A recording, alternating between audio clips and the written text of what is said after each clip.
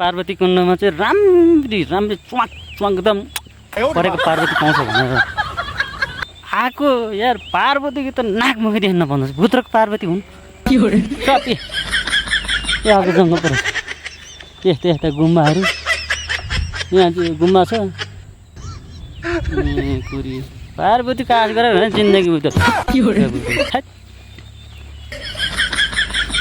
कस्तो होला पार्वतीको कुण्ड दौडी दौडीमा पार्वतीको कुण्ड चाहिँ आज बबाल पाराले हेरिन्छ फर्काइ भनेर आएको छैन के को कुण्ड नै सुन्छ पार्वती नै देख्न पाएन एउटै